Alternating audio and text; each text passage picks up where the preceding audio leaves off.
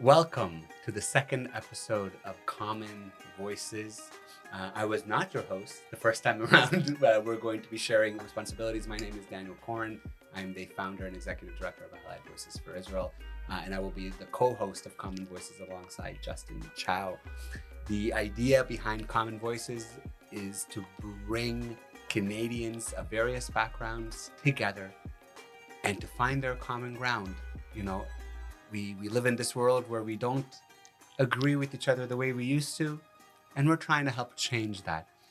With us today for the first episode that I have the pleasure and the honor of hosting is Raheel Raza.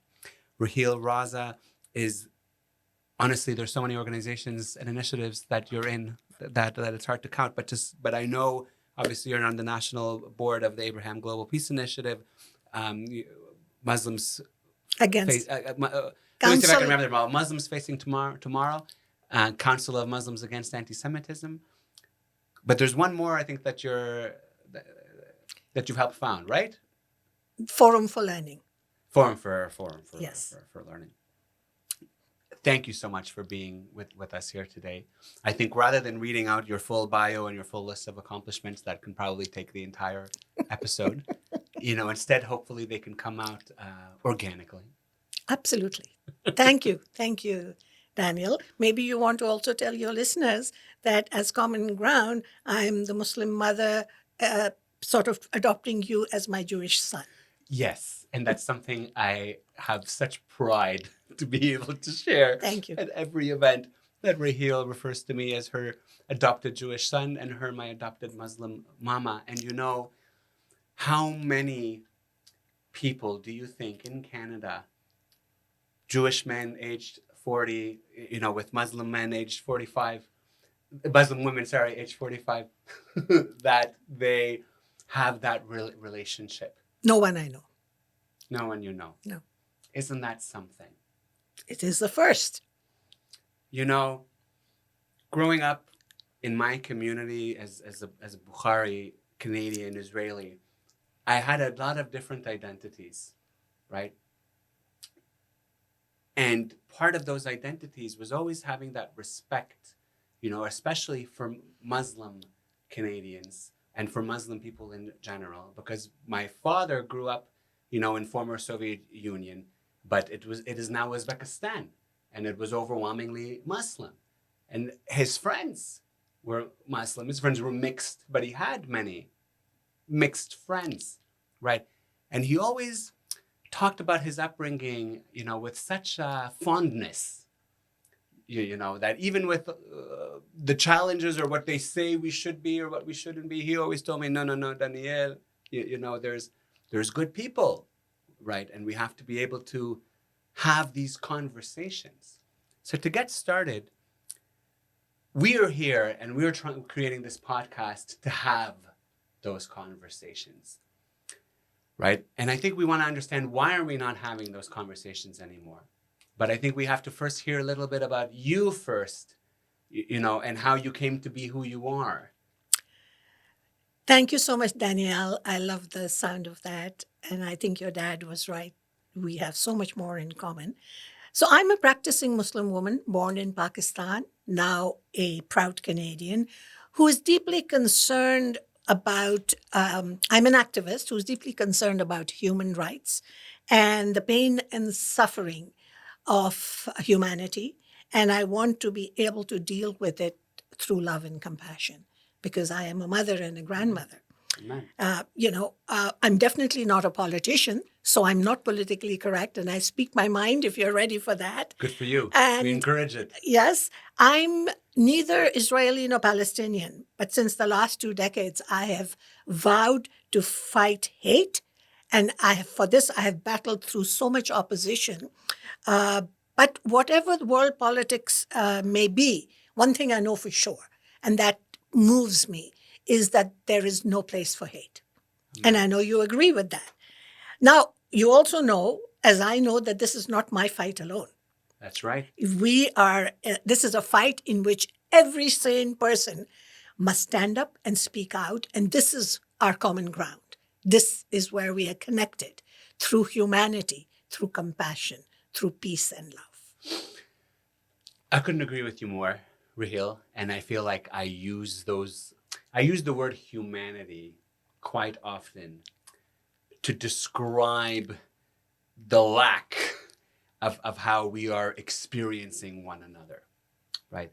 And what I mean by that is each person obviously is shaped by their experiences, right? Israeli people have their perspectives, have their experiences. Palestinian people have their perspectives, their experiences. You know, and I've heard many people say that two things can be right at the same time. I've heard many people say, and I myself have said, that there are slogans and words that can mean two things at the same time, right? Unfortunately, many people do not share our worldview or that understanding of nuance, which is very difficult when you're talking about these sensitive issues. We know right away to recognize each other's humanity. And you mentioned earlier there's obstacles and there's people opposing us. Why? Why are we in a place now where something as simple as hearing somebody else and hearing their experiences as valid and recognizing the humanity of that person, why are we in a place where that no longer seems to pertain? That's an excellent question. And I believe the reason is that we are not talking to each other. We are living in our own silos. I mean, we each have our pains and our fears. And as you said, we may have political disagreements, but we don't bring them to the table. And we don't talk to each other. We don't reach out to each other. Unless we do that, how will we know what the other person is feeling? Right. How can I know what your pain and hurt is unless I talk to you? And that, of course, is not happening. We need people like you and me are in a unique position where we can build that common ground because we don't have those boundaries and those, emotional barriers that hold us back. To us, people are people, good, bad, ugly, whatever. Absolutely. And we also know that very few people support this line of thinking. They're getting more and more polarized. They're That's getting, right. they're separating more and more. And the politicians only protect their vote. So do the religious leaders. So that leaves it to grassroots people like you and me to make that difference, to bridge that gap, to make sure that we can find venues and ways in which we can bring communities together. And I know you and I have talked about so many wonderful ideas, which one day we'll put together. Cooking Inshallah. for peace, sports for peace. The beautiful thing about Canada is that despite all its warts, I still think it's the best country in the world. People do leave behind their differences and come together here. I'll give you an example. Please. I've been here for over 35 years. India and Pakistan, on paper, are political enemies, sworn enemies. But you see, Indians and Pakistanis, when they leave their native lands and they go anywhere, Europe, North America, especially here in Canada, they put aside those differences that their politicians and leaders are supporting, and they come together over cricket, over food, over common culture, music.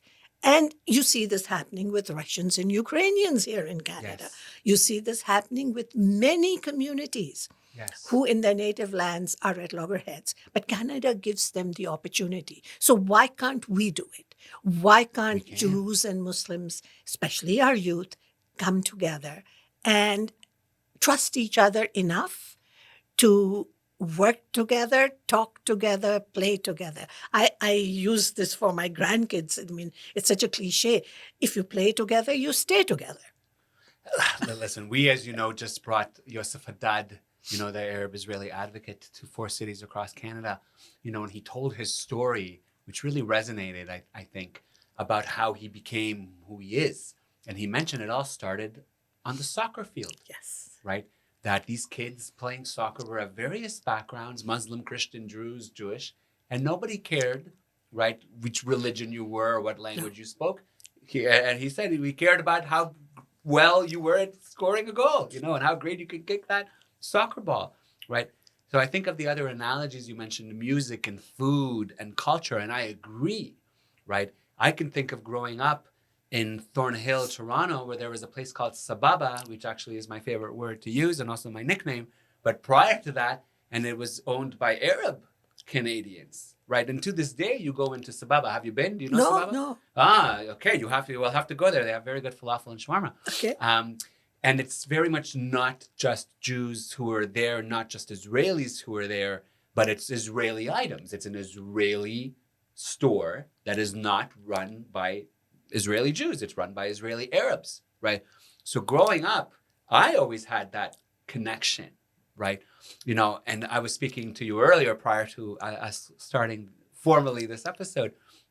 I grew up in an area with many Russian Jews, and our language was Russian, even though genetically we're not Russian at all. But that was, that's if you want to talk about colonization, right? And through that language, through that food, I've been exposed to many different types of people who share that with me, right? The problem, I guess, that I've had is, for example, I've had Muslim Canadians I've met who are also from Central Asia. So I said, hey, that's where we're from. Have you tried mantu? Have you tried pilimeni, plof, oshpoli, blah, blah, blah, blah, blah. And they say yes, and that connection is built.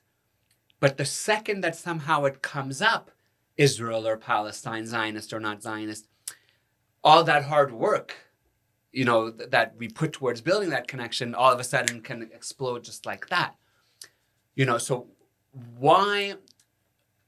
Is this something you think in your experience that's unique to Israelis and Palestinians, Jews and Muslims? Or does this happen with the Indians and the Pakistanis as well? No, I think this is very exclusive to the Middle East, Eastern group, the Israelis, Palestinians, the Jews and the Arabs, because the most important thing about having a dialogue and a discussion is that it has to be a dialogue of equals, right? We're sitting around a table. Absolutely. And you have to recognize the person who is in front of you. So in the case of Israel, unless we recognize, or unless the other side recognizes that this is an entity, how could I have a dialogue with you as we are having today if I didn't recognize you and respect you for who you are, despite the gap in our differences? Once we recognize the other party, then we can have what I call a respectful dialogue. And of course, we can agree to disagree. Absolutely. Now, among Indians, Pakistanis, oh my God, we have shouting matches.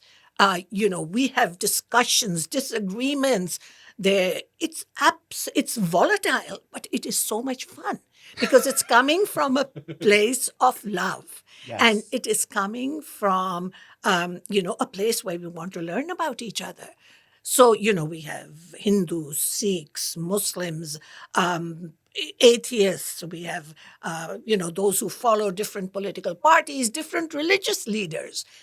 And along this path, we learn, because in that process of discussion, we learn from each other. And that is where we are lacking between Muslims and Jews.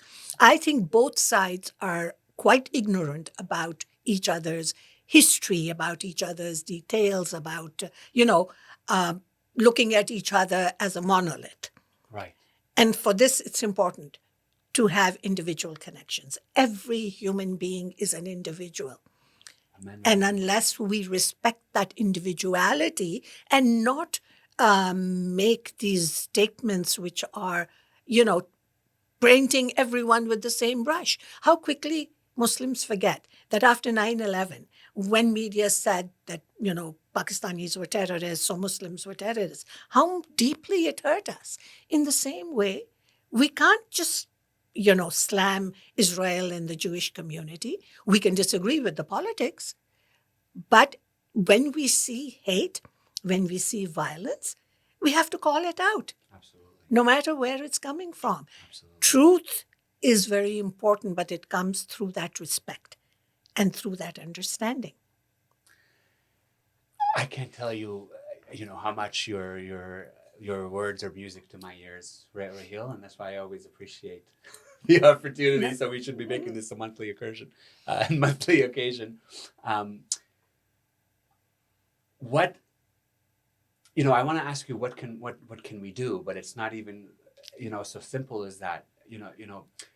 The other day, to give an analogy, I spoke to someone who runs a Sephardic Mizrahi organization in the States. And he was saying to me how simply by doing events that celebrate the practices, right, of North African Jews and Middle Eastern Jews, he said you don't need to use the word interfaith or allyship. Muslims showed up, right? People that weren't Jewish showed up because you were eating these different foods that were there, that spoke their language, right? And it was this way to bring people together, right? And especially Jewish and Muslim dialogue, without, I'll admit, the talk of politics or what have you, but it's almost as if this idea that we have to first talk politics is keeping us separate, right? Because imagine, if you would, that there were real friendships formed. And once you have real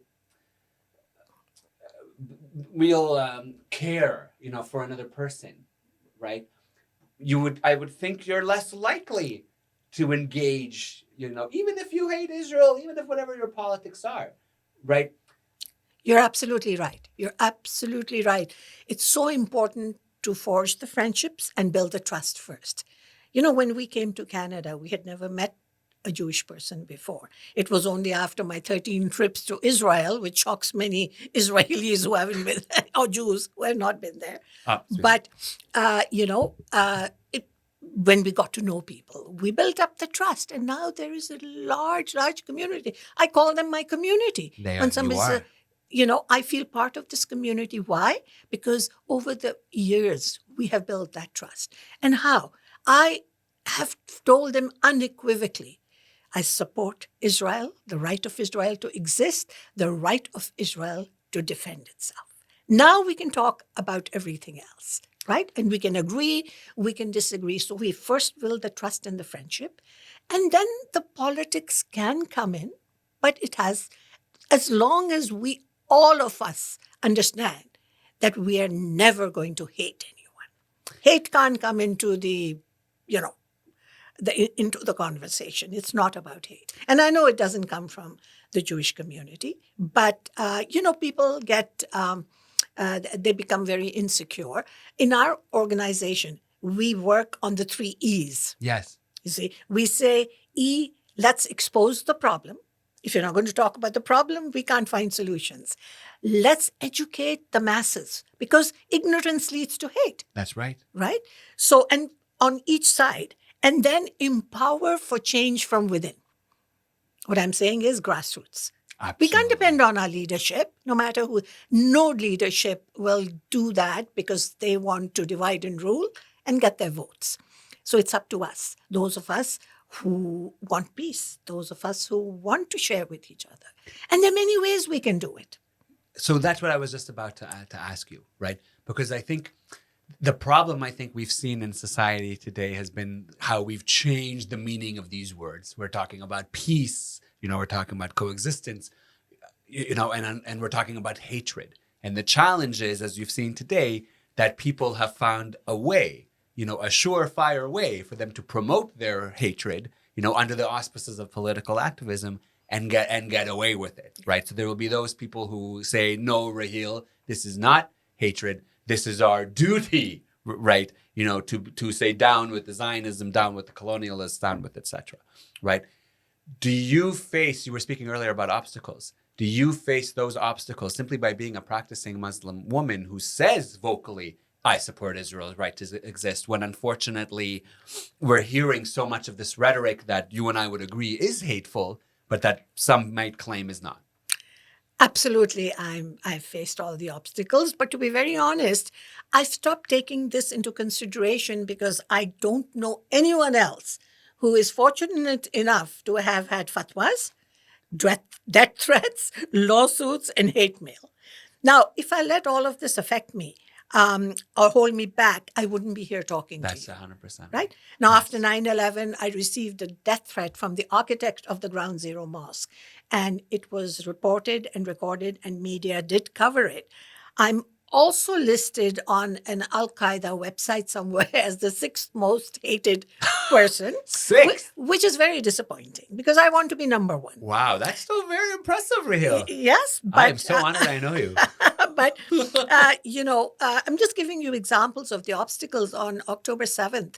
After October 7th, when I was very vocal about, what Hamas had done, the terrorist organization, and was supporting the Jewish community, my brothers and sisters, and Israel, I received mail at my home, addressed to my home and hand delivered, but it was addressed to different people, sent to my address to threaten me that we know where you live. Now, people ask me all the time, do you have bodyguards? My bodyguard is my creator. I believe that my conscience is telling me to do what is right. So I will never be afraid, because if I'm afraid, they win. And so, I receive hate mails on a regular basis. Bottom line is, again, that these are all these things are just a drop in the ocean of the work that has to be done. And I won't let it stop me. So how does it then, first of all, you are such a brave warrior. Okay. How then has this gotten in the way? When we talk about the 3 E's, and when we talk about engaging and educating Muslim Canadians, for an example, you would think from what you hear, right? And unfortunately, I think I agree with you. Everything has become so polarizing. Everything has become so black and white. And I really appreciate those advocates who recognize the nuance in everything, the gray in absolutely everything. And that's where I think social media is really responsible for the downfall of our conversations and of our dialogue in this way, because you can't have meaningful and real conversations on social media. So I believe from what you see on social media and from the fear mongering that Canadians would believe today, and Canadian Jews especially would believe, that we don't have any friends in the Muslim community. Now, I would say, as a person who's worked with allies, and I already see that that's not true in the short time that we've been doing this work, and we have had vocal Muslim allies speak up for Israel, even on campus, but also beyond. And I'm curious if you would agree, that sometimes that fear mongering and that sensationalism, is not quite painting an accurate picture. Absolutely. You're absolutely right. And that has been the challenge, especially after October 7th, Yes. when even those people that we had sort of brought to our side drew back, because of what they heard, the brainwashing that took place. Mm-hmm. But one of the most beautiful things, I think, in our favor, and I think this is very, very exclusive, is that apart from the Council of Muslims Against Antisemitism, where we are fighting hate and antisemitism, our other organization, which was created before this, called the Council of Muslims Facing Tomorrow, Yes. is an organization where we work within the Muslim community. We are not ex-Muslims in the sense that I know. we are observant, practicing Muslims. And we know that in the end, we are not answerable to people, but to the Creator. And that is our moral and ethical guideline. So we work within the Muslim community. This is the month of Ramadan. So we are hosting a huge iftar for the Muslim community, which we do every year. Beautiful. And I'd like to attend. We have not, I know you'd like to, but do you know we have more people than we can actually accommodate, but we'll come to that. But the point is that we are constantly building bridges, and we have a foot in both worlds. We go to the mosque, we have very good connections with the Muslim community at large, and are very well respected in it, because we have never overstepped the boundaries of our faith. That's incredible. And everyone knows that. I think that is where the respect comes from. The work that I do with the Jewish community doesn't ever need me to say that, I'm not an observant Muslim. I do it because I am Muslim. Of course. And that is an understanding that comes when people realize that there is something in the Muslim faith and in Islam that compels Muslims to speak out. And I'll give you a funny incident. You know that the rallies they were having at Bathurst and Shepherd a month ago, first time after my surgery, I went there. I know. And I stood on top of a truck. Yes. My husband really had a heart attack that I was going to fall off and hurt my kidney. I stood on top of a truck and I read verses from the Quran to the other side. I spoke to them because they're like, they're like children. And I read verses from the Quran verbatim to tell them, hey guys, you morons, it says in your holy book that this is the land of the Jews. And I read it again this morning, by the way, when I was reading. Wow. It's there. It's so Yeah. clear. So how can you deny the word of God for your own understanding? And that understanding, that education, that lack of information needs to be transferred. So there's a lot of work to be done within the Muslim communities, especially with the youth. And you'll be happy to Yes. know that slowly and gradually we're bringing them into it to a point where soon we should be able to have a youth get together where they can talk to each other. Inshallah, as you know, that's Hallelujah. something. Yeah, that's Bezrat Hashem. Yes. That's something I know you and I have discussed on Yes. several And occasions. we'll do it. I would love to. And, and for us, I'll even tell you, we've even been looking at the opportunity of bringing students to Abu Dhabi and Dubai, in addition to Israel, right, where they recognize and see the diversity of the people. Right, And because whatever we can do in that regard. That's the key. Thank you for saying that. The Abraham Accords. The Abraham Accords are a perfect sort of a platform for us to build upon. I mean, these are Muslim countries. The United Arab Emirates, a little trivia, that 40 years ago we lived there, and they used to have an office called the Israel Boycott Office Yes. to check whether goods coming in were from Israel. I've heard look of that. Yes, we were there. And look at the change today. Yes. So if it can happen there, it can happen in Bahrain, it can happen in Morocco, it could happen in Canada.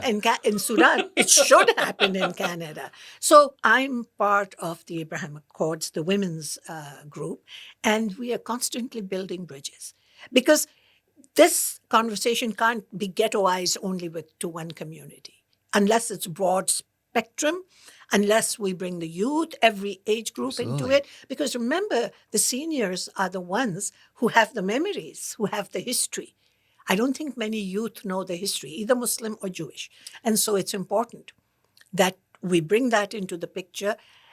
I'm an eternal optimist. I know you are, Raheel. I would never have taken on my activism. I call it spiritual activism if I was not an optimist. I have hope, and I have seen the change. People say, what change have you made? And I said, you know what? One heart at a time. That's right. Amen. One person at a time, one individual at a time. That's where the change comes. We can't, I'm not looking to change thousands of people, but one person at a time is good for me. Listen, there's, an old proverb, in Judaism, which I believe there's a version in Islam, which is he who saves one life saves the world entire, right? I really believe in that. I personally, I've always been drawn to you, but I feel like there's such a reason, because I've said this verbatim, when I speak about activism, when I speak about advocacy, and this is why I love working with students and with young people. I would not be able to do this if I didn't believe, right? There's no such thing. When you say to me, and this isn't to me political, right? I can't tell you how many times, it happens daily, where just because the word Israel is in our name, people will say to us, no, can you remove me from that picture on your account? I love you guys, but I don't have anything to do with politics. We're non-political. And I'll say to them, well, that's great news, because we are a completely non-political, non-partisan organization, right? We don't take any stance on Israeli politics. We don't take any stance on Canadian politics. And what is our goal? Our goal is to combat, as you said, hatred, right? And to bring people together. That's not political to me. The fact that we support Israel's right to exist as a sovereign state, that is the extent of our politics, right? Beyond that, we're not advocating, for any political positions, whatsoever. We want all of humanity to live in peace. That's the right. Palestinians, the Israelis, everyone, everywhere in the world where there is conflict, everybody should have a right to live in peace, the right to education, a right to, clean water and housing. There's so many conflicts in the world. Absolutely. But Canada is the best place where we can do this. I really think so. Canada is the country which was known in the world as a peacemaker, known for its tolerance, and I still think that it is a very tolerant country. It's unfortunate that in the last decade, with wokeism and political correctness and all this DI, I call it DIE, die, Yes, but it's you're not the only DEI. So, all that has sort of pushed us back, but we can come back. We can take back I believe in that. what we've lost. Absolutely, absolutely. Yes. And to tell you the truth, I'm not opposed to the terms like equity, diversity, and inclusion or intersectionality. I believe they've been botched in practice. Yes. I believe this is equity, diversity, and inclusion. Right, these conversations, 100%, right, from different places. Yes.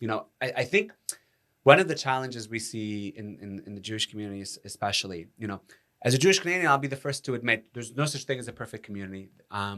Is there hatred in our community? Absolutely. Are there people within our community that hate others? Unfortunately, absolutely. The difference, as I've seen it, is that it isn't systemic, right? And when you have systemic hatred, it's incredibly different, Yes. right? And what I think Canadians don't recognize is, especially when you have immigration from Arab majority countries or Muslim countries, where that systemic discrimination does occur, and where that systemic discrimination is part of the fabric of that society, right?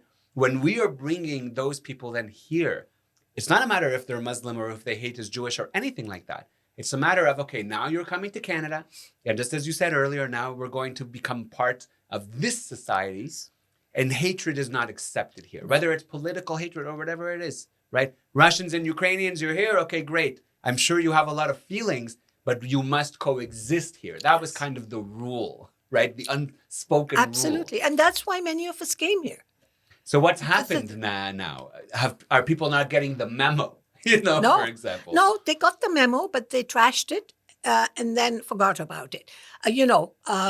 Politics will come and go, policies will come and go, prime ministers will come and go. That's right. But Canadians at heart are good people. I agree with that. And they may be a little naive on the geopolitics I of agree the with world. that But, I've always felt at heart they're good people. And they know the difference between right and wrong. Yes. They know the difference between good and evil. Any sane human knows that.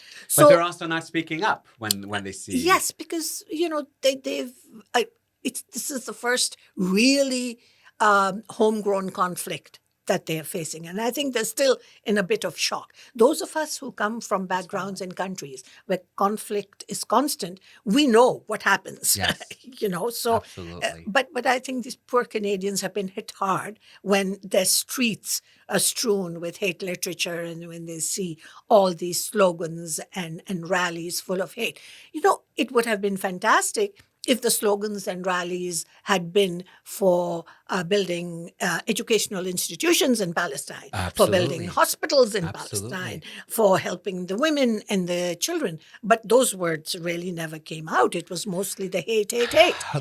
And so the rhetoric is very important. Yes. And don't forget that we are looking at massive funding coming in, which country I'm talking about, to support these organizations, these religious leaderships, these political rallies. So that is not helping us, and Canada needs to be cognizant of that.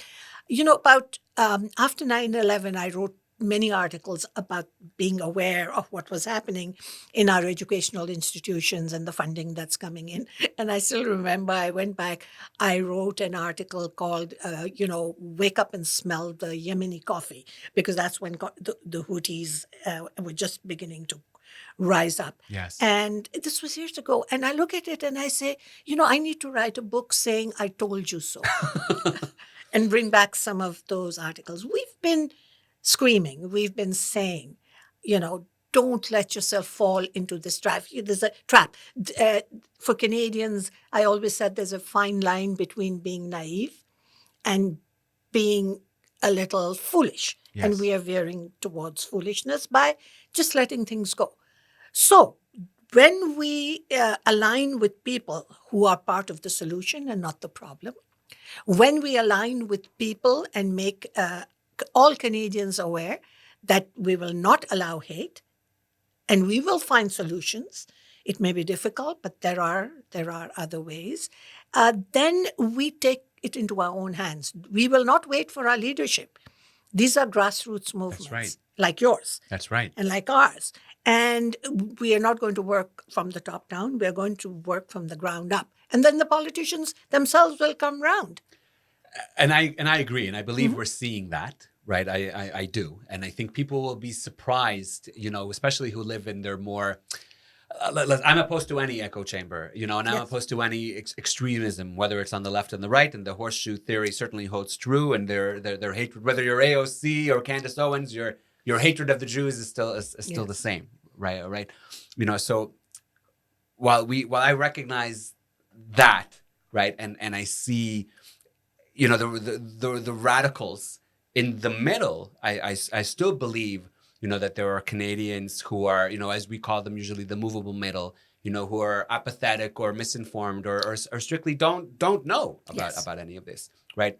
Now, I think we've heard the challenges in Europe and in the UK especially is some of this stuff that's happening now was happening there maybe 10, 20 years Yes. ago, and they didn't quite pay enough attention. I've heard other advocates, speak to advocates I believe even who've spoken to the dangers of allowing that hatred to fester, Yes. right? So what can Canada do now when we see, as you said, we're starting to act a little bit foolish? How can we get ourselves back to the center? And for those Canadians who are listening, for those Canadian Jews who are listening, what can we do? How can we be inspired by your bravery, right? Everyone, I feel in Jewish community, you're an honorary member of our community, Raheel, right? But are there honorary Jewish people who are members of the Muslim community? How can I become the Raheel Raza of the Muslim community? Because I would love to. And I would love to come to the mosques. I would love to speak to them. And they know I'm from Israel. They know I want peace, which means peace for Israelis and Palestinians. Is there a way? Because I'll tell you, most Canadian Jews today would think, no, it's impossible. But I don't think it is. And speaking to you, I don't think it is. Look, I don't know if you remember, about 2 years ago, we hosted a function which was to celebrate Eid for I Muslims. remember it was beautiful. And for Yom HaShoah for the Jews. Everyone said, can't be done. Two entirely separate things. Well, we are the ones who take risks. And we said, yeah, we'll make it happen. And we did. And there were over 200 people there with diplomats and politicians. I recall it. It was incredible. It was incredible. Yes. And more than 50% of the audience was Muslim. Yes. So how did that happen? Yes. If that can happen, it is all possible. Every event that we have hosted as the Council of Muslims Against Antisemitism, supported, of course, by Secure Canada and all our people who support us, we have, Women on the Front Lines, we have had a large Muslim attendance there. And not because we've paid them to come. They've paid themselves to come. But so there is an interest. It can happen. It's just, aligning ourselves with the right people and understanding where the challenges are. Maybe sometimes, just working around the politics part of it and building those alliances. It's a constant effort to build alliances. Yes, This is not something that's happened overnight. No, absolutely. We have been at it for 3 decades. You build credibility, you build trust. Tomorrow, if you heard me say to another group, maybe I'm speaking in my own language and I'm saying something entirely antithetical to what I'm saying here, would you trust me? We have to speak with the same voice. Credibility and trust takes a long time to build, but it takes only 1 second to break. Amen. And that is something that we have consistently done in our relationships, both personal and professional, with the community and with individuals. It takes, again, effort. Go to people's homes, host them in your homes. How much effort are you willing to put in? Yeah, I think people would be willing to put in the effort, but maybe they don't. I think they're lacking on the direction, in terms of how they can move forward. Because I know many brave Jewish advocates, and again, we through our organization, have worked with some phenomenal Muslim advocates. There's one student at McGill. Her name's Rehana. You might have been Yes. introduced to her. She's been a phenomenal advocate, and not just for as an advocate for Israel, but as an advocate who's a proud Muslim student, right? Because I think that part is important as well. Just as you said earlier, you're still absolutely. practicing. Nothing has Yes. changed, right? I think that's part of how we can normalize this That is relationship. the beauty of it, because remember, Judaism and Islam as faith have more in common than there are differences. But a lot of people don't understand that. I always tell my Jewish counterparts that Islam is Judaism light. We've taken a lot from Judaism. They said, really? So, those are the religious conversations. Then there are the political conversations. Then there are the social and cultural conversations. We just have to keep on moving with people that have the same mindset as us. People ask me, "Oh, but I tried to talk to my colleague, and the door was shut on me." That's okay. Find another person. It's not banging on someone's head. If they're not going to come round, they're not going to come round. And that's okay. And that's been our mentality too. Okay, but let's find some others.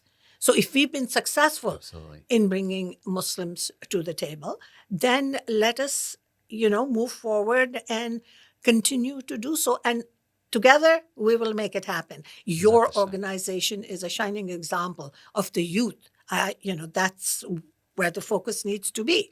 And I'm an old fogey. I'm not going to be here much longer. We need to pass the baton on to the younger people like you. And you're doing a great job. And I'm so proud of you. Thank you, Raheel. I really appreciate that. And you're going to be around for a long time, believe me.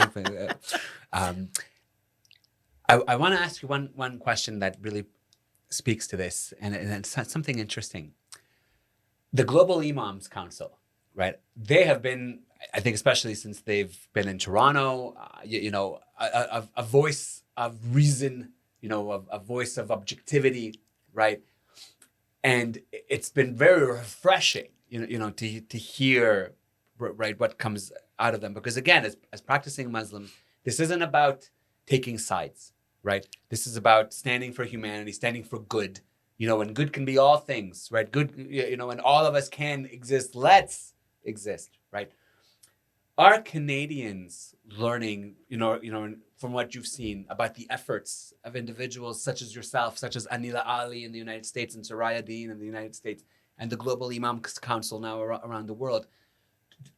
Are Canadians opening up their eyes to this? Are they recognizing now that this is I think they happening? are, because with social media and the way technology works, if they're interested, of course, they can find out all of this. And any individual or organization who is working towards the goal of peace and tolerance and common grounds is absolutely welcome. And this is why, Amen. we need to work with all these wonderful people, and there are many more than people realize who are doing this work. And so, I know. yes, and this is not just about anti-Semitism; it's about fighting hate. I keep on saying this because once the hate is stamped out, the conversations will flow automatically. So that's our first job. So there are people who are fighting hate, anti-Muslim bigotry, anti-Semitism, discrimination, every kind of issue. And that's where we need to support and appreciate those voices who are speaking out and doing the work. Amen. Amen. I'll say, as someone I've been in the Jewish community professionally for 15 years, and I've certainly seen my share of anti-Israel hate, and I've seen my share of anti-Palestinian hate as well, right? And I recognize that both exist, and I recognize that there can be a way for us to move forward here in Canada, especially, right? That can serve as an example to the Middle East and to the rest of the world.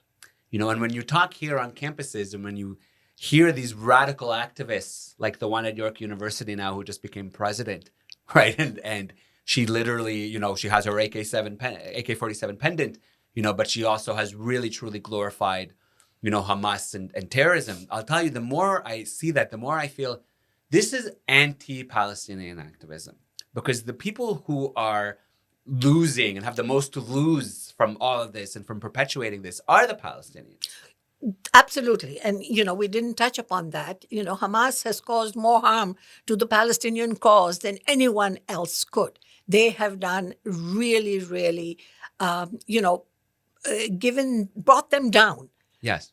in many, many ways. So, Hamas as an organization, a terrorist organization who is only interested in violence and self-preservation, whether it is funding or whether it is food and shelter, they have really harmed the Palestinians. I think the Palestinians would be so much better off without them because they can start to Yes. build up their own lives. Yes. And that is where we want to support them. And that's a movement we could Yes. all be a part of. When we were Yes. speaking earlier about those rallies, and especially post October 7th, I mentioned this and I've mentioned this so many times. Imagine these rallies where Jews, Muslims, Canadians of all backgrounds are together, even, dare I say, Israeli flags and Palestinian flags together, saying down to violence, down to war, right? Hamas, this, that doesn't matter anymore, right? Even the history, as much as there's archaeology and genetics and history that shows, the Jewish presence,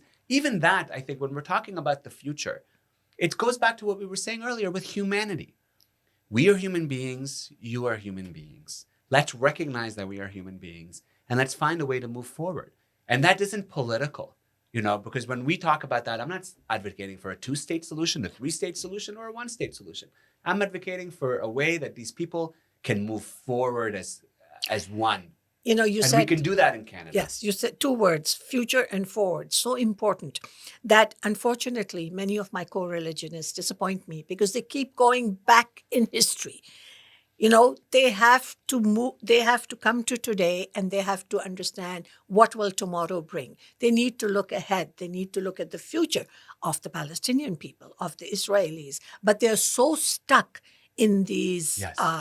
some made up, non-factual past histories that they have created that they can't move forward. No. The And they conversations, haven't in 75 years. they haven't. And the conversation stops right there. That's right. This is where very often this conversation comes to a standstill because, you then cannot have a discussion. But if we were to sit together and say, what is going to become of our children? What is their future? How can we have a better world for them? How can we build schools, hospitals, women's organizations? How can, I, as a women's rights activist, would like nothing more than to help the Arab women. And I have, help the Palestinian women rise up, become strong, become independent, as the women in many other parts of the Middle East have done. They've taken the help. And I'll tell you, when women lead, it's very different. No disrespect to the men, but women in leadership can make a massive amount of difference. And that's what we need to teach our daughters. That's what we need to teach our sisters. Amen. That, you can stand up for what you believe without hating another person. How difficult is that to understand? It really shouldn't be. Yeah. And even, for those who always have an excuse, I would argue even for political hatred, xenophobic hatred, any form of hatred, unless your hatred is geared towards murderers and rapists and the worst people of society, right? Then your hatred is not founded, in any way, right? And it's this conversation that we're having today, that I think truly is the answer, that we are all seeking, right? I think the reason you have Donald Trump in America is because you had political correctness run amok. You went too crazy on one side. So you brought in someone. This doesn't happen in a vacuum, right? And we're seeing now that happen in Canada as well. And it doesn't need to happen. This pendulum swings so greatly the way that it does. Canadians of all stripes have a choice. Either we can rise up together to bring about change, whether it's political, social, economic, or we can let it flow and take us with it. And we don't want that. So it's up to us. Really, it's up to us. Every individual can bring about change. We can stand strong and say, this is not what we are looking for. Hate can never be part of the equation. Just, this four-letter word should be taken out of the dictionary and thrown in the river so that it never comes back. And you know what I'm talking about. I absolutely do. And I think that's a good place for us to close off here, though. It's so funny because I literally, every time in response to something that you were saying, I had four things that I wanted. That's why I think I mixed my words even, because I thought, no, I'll only have to pick.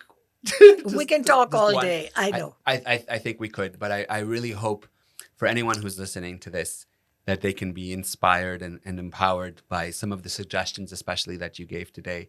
I know that's something that I really hope to be able to do, through the work that we do, and that's why, I recognize I'm not an expert on Hinduphobia or Islamophobia or Christianophobia or whatever it is, but I want to engage these people, right? I want all Canadians to be together, right? My son is 5, my daughter is 2. If I want to stay in this city, and be part of this family that we've built here now, a life for ourselves since 1989, right? It's my responsibility now, right? And it's the responsibility, I think, of everyone who's listening, and to ask yourself, what kind of Canada do we want to leave for our children? Yes. The kind of Canada where, oh, you're brown or you're white or you're black, I hate you? Or the kind where, oh, wow, we're all the same. Let's recognize one another. Let's support one another. Because that's the Canada I grew up in the 90s, which was a wonderful society. It was. In that way. There were Yes. many other problems, absolutely. But there'll always be problems. That's part of any country. It's part of any situation, and we will deal with those problems. But we need to come together to deal with it. And you're right. But if we start asking ourselves the tough questions, what kind of Canada do we want to leave for our children and grandchildren? I think the answer is right there in our face. Canada full of hate, or a Canada full of love and compassion? And I'll go for the latter. That's right. Any day. And for all peoples. Yes, for all people. peoples. Oh, absolutely. There's no discrimination there. And there shouldn't be. No. When I was 25 and I made my first German friend, and he said to me, "Oh yeah, my uncle's from Germany, my grandfather, my parents are from Germany," and I thought to myself, I wonder what his family was. But then I thought, you know what? He's a nice guy. I'm working with him at Pickle Barrel. He's funny, this and that. I don't have anything against him, right? Do I need to now maintain this anger towards him and his children and his grandchildren? Or can I move on, right? And I right away chose right then and there. Yep, happy to be your friend. We have to move on. We have to move on. We absolutely can't carry the negativity of the past with us. This is in our personal lives as well. It's impossible. This stops relationships. This creates a lot of problems. We Yes. have to move on to better things. This is what psychology tells us. This is what our religious books tell us. I think in Judaism and Islam, this is, forgive, forget, and move on. And compassion, that's what we need. That's it. So, That's it. Empathy, compassion, understand and empathize with the problems and the issues, but move on and find solutions. There are people who are not part of the solution, they're part of the problem. We don't want to deal with them. We want to deal with people who are positive and who can bring about change in this very, very troubled world that we live in. Yes. Any word of love and compassion, any good people who are definitely, I believe, more good people in the world than they're bad. But we just have to engage them. I agree with you. Yeah, we have to engage them. Yeah. And thank you so much for having me. We've gone way past our time, but I know I did that one out, but thank you. Truly, It's a pleasure. this has been. We are so honored, for this to be the second episode, of Common Voices, and this truly personifies, what we hope to achieve, and through the work that we do. Whenever I speak to teachers, whenever I speak to anyone in DEI, and they say, how do I speak to these Jewish and Muslim students that are coming from these different perspectives? I'm saying to them, recognize they're coming from different perspectives. These words mean one thing to the Jewish student and something else to the Muslim student. Yes. But recognize that they also have the opportunity to serve as an example for the rest of the world. And that if they can become friends, despite it all, and imagine, who else can be inspired by that, right? And shouldn't that be enough, Raheel? it should. Should. One small step at a time. One drop in the God ocean. willing. God willing. Thank Thank you so much again. This has My been pleasure. wonderful. Thank you.